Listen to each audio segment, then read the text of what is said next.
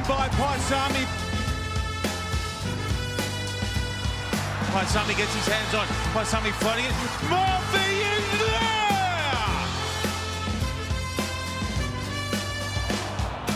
And he's a massive shot on Tamua. Getting it away for Paisami. In behind for Jordy Pataya. Has he done it? How? Yes, Hunter Paisami there, and we've seen those big hits and that deft little kick last week. What have you made of Hunter Paisami? Oh, I think he's been fantastic. It's interesting because he's obviously had a different midfield partner, you know. So when he's working at 13 with a Hamish Stewart at 12, it's a different sort of game when he's got Pataya on the wing from what he's had to play, you know, now the second week with Pataya in the midfield. So, but he's just showing his range of skills. That lovely little touch there to win the game last week. But, you know, on attack and defence, he's just devastating, isn't he? And, you know, it's someone that they're going to build the back line around for a long time to come. Yeah, Allana, he is making the most of an opportunity that he's worked so hard for.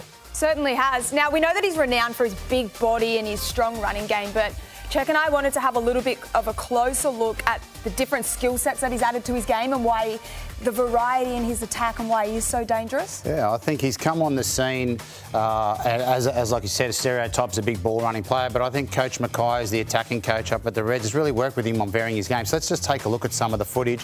We're going to have a look at what he does best or what he's known for. This is the carry, tucks the ball under the arm, bit of footwork at the line, gets his team over the advantage line and sets up some good ball. If we just stop it here, I'm going to see a little bit different play from him, something a little bit different that I'm sure he's evolved. Watch what he does here. And I'll get you to have a look at Paisami here. He gets the ball. First thing he does, stop it there, please, Allana, is he carries the ball in two hands. Why has he done that? It's because he wants to see this, which is a big problem for New South Wales. He sees this player here that's backtracking, his arms are out, he's being very passive, and now he's seen the fact that Dempsey is in front of his inside defender, and that gives him the cue to run. I think it's also key just to watch his eye line. As you said, he sees it, but first he looks at this defender, then he knows that he's offside, and then constantly, the footy in two hands, he makes his decision to go back on the inside because he can see, constantly looking again, that his body's actually facing towards the sideline out of position, and then that's when he takes him on. A beautiful little offload. Great offload, and look what it sets up down the left here. A great try. And I think for the guys at home, that ball in two hands is a real key to a guy that's thinking about running and passing. Now we're going to see something very different. We stop it there. Now, other teams, see, we'll just highlight him there. He's hiding there with Taniela Tupou. Teams will have seen Paisami coming off O'Connor many times, and they're going to come and try and rush up and put pressure on. So here the team is using that stereotype as a variation itself. So he plays a support role, and what a support role he plays. We watched the little ball over the top. They're expecting the hit up. Now he gets it, and then a beautiful shift. And again, our man down the left.